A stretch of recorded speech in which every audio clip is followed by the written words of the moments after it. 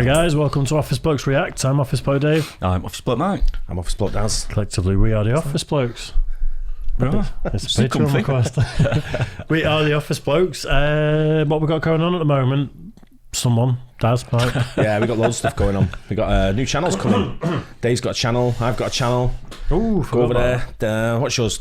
Office Bloke Dave, is it? Office Bloke Dave, yeah. Office Bloke Dave. Office Bloke Daz. Go over there. Check out them channels for the new content coming very soon. That's about it. Still making my mind up about mine because I listened to some over the weekend. It's quite good. Did you? Yeah, serious. A bit of snake stomper. Yeah, and I listened to Stacey singing as well. She's got a good voice, hasn't she? Oh, she got a great voice. Yeah. Yeah, I listened to a couple of... I put it on and said to my missus, who's his voice? You recognise it? And it was you going... to whatever you were singing. And if that's what you call it. And... So who was it, Ali Jones? Yeah. And I said, it's Dave, that. I said, it sounds pretty good. Actually, the one of them with Stacey, the Noah Gunderson cover, it's me doing the backing vocals. I know, that's what I said. Yeah. So actually angel. singing. Yeah. Nice. Yeah. Beautiful. Brings people to tears, my voice. It does. Can't stand it. Torture. We're going to try something new. What's this channel called? Nile Red.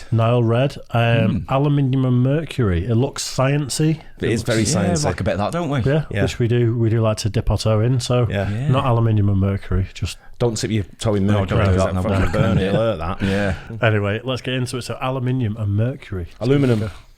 Yeah. Mercury forms alloys with most metals in a process known as amalgamation. Last week, I messed around and tested it out with some gold leaf, and it was pretty cool.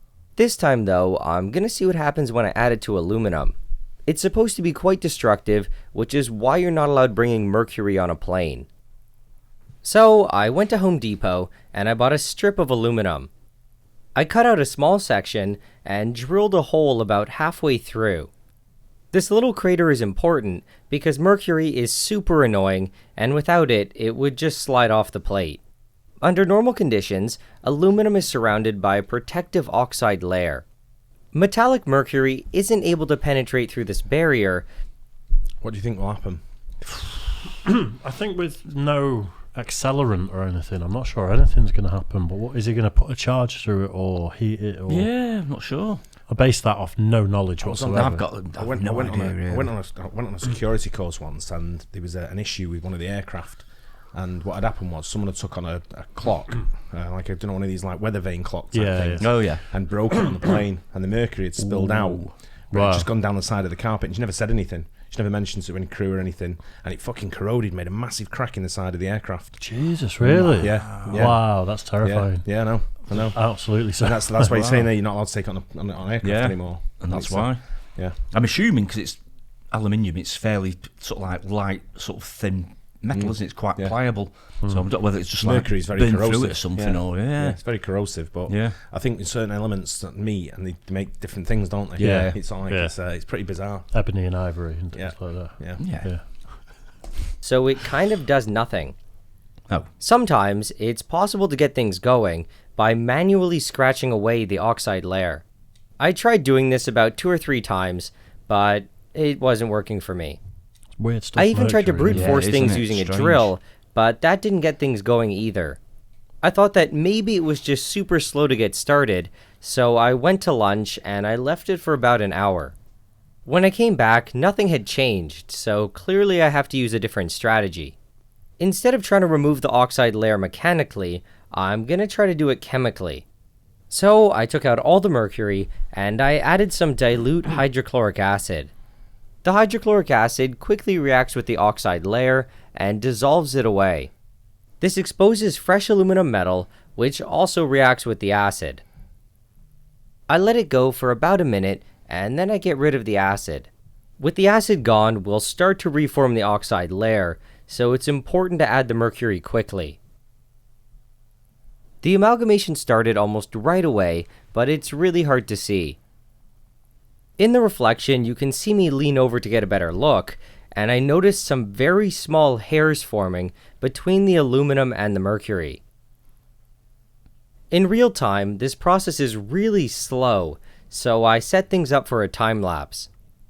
So the major thing going on here is the combination of the mercury with the aluminum to form the amalgam. Some of the amalgam that forms gets dissolved in the mercury and makes hand its way going to up, the innit? top. When it gets Wow. there, it comes in contact with oxygen in the air and it reacts to form white aluminum oxide. This part of the process is pretty short-lived though, because it quickly gets covered and protected by the oxide. This prevents fibers from growing directly from the mercury, but obviously they continue going out from the sides. This happens because some of the mercury is dissolving into the aluminum. That's The amazing. amalgam wow. here also reacts with air to form the oxide, but the difference is that it doesn't shut itself down. The dissolved mercury can continue to creep along the surface and amalgamate more aluminum. In theory, this process should keep going until the entire surface is covered with a thick layer of the oxide. The mercury could also penetrate deeper into the aluminum and compromise its strength, but I think that takes a really long time to do. About 4 hours later, I decided to end the time lapse. I spun the thing around, and when I noticed the other side looked a lot cooler, I was a little bit sad. Anyway, when I poke at it, you can see that it's not structurally very strong. I'm not sure what I was expecting, but I was surprised at how fragile it was. It looks like there's quite a bit of aluminum oxide here, but surprisingly, there's only about 200 milligrams. I went to clean things up a little, so I scraped away a lot of the oxide. On the edges, this reveals fresh aluminum amalgam, which is the silver stuff that you see. As usual though, it quickly reacts and turns gray again. As I said before, some of the mercury has dissolved into the aluminum. I was really curious to see how much more amalgamation would occur if I took away all the visible mercury. This is so mesmerising. It really is. Strange, isn't it? I love this sort of sciencey stuff because I'm never going to do anything like this in my lifetime. No, let when someone you- else do it. When you had a chance at school, they didn't do things like this, did they? No. They did like fucking No. litmus paper. I don't Watch how think- this turns blue when you put fucking, and like, I don't think you can let kids play with mercury though. Yeah, and I think it might be a bit of a long experiment, that one, mightn't it? But Yeah. it'd be like an overnight job, wouldn't it? But well, we didn't have the equipment then to do a time lapse on a phone or anything. yeah, Leave it overnight. true. Yeah, You know? Well, that- that's so interesting, isn't it? The Yeah. way it does that, it's absolutely unbelievable. That was 4 hours, wasn't it? Yeah. So yeah, kids would get bored of that very quick. Oh, God, absolutely. Yeah. But Just if you about- show them what happened overnight on a phone, and if you record it on Oh, a yeah, camera, if or you're whatever, watching a record 'em video watching of that, it, yeah. it's different. yeah, definitely. Yeah. So I removed the large drop and I cleaned things up. I then left it out and did another time lapse over the course of a couple hours. There was apparently enough left to get a decent amalgamation going, but it was actually less than I was expecting. I cleaned things up again, and this time when I scraped the edges, they're not silver like before. Clearly the amalgamation process is done.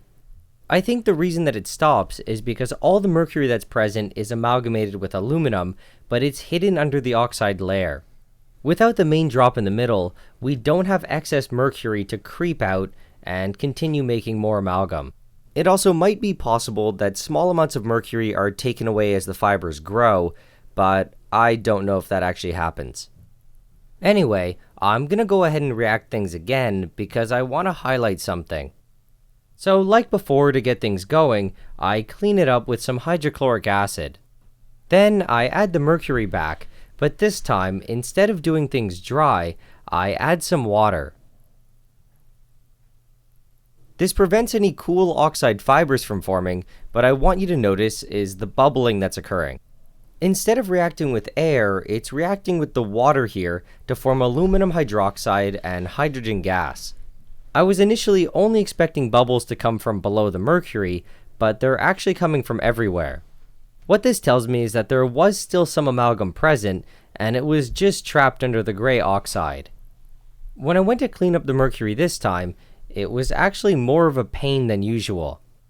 Some of it got stuck to the side, and I wasn't able to get it out.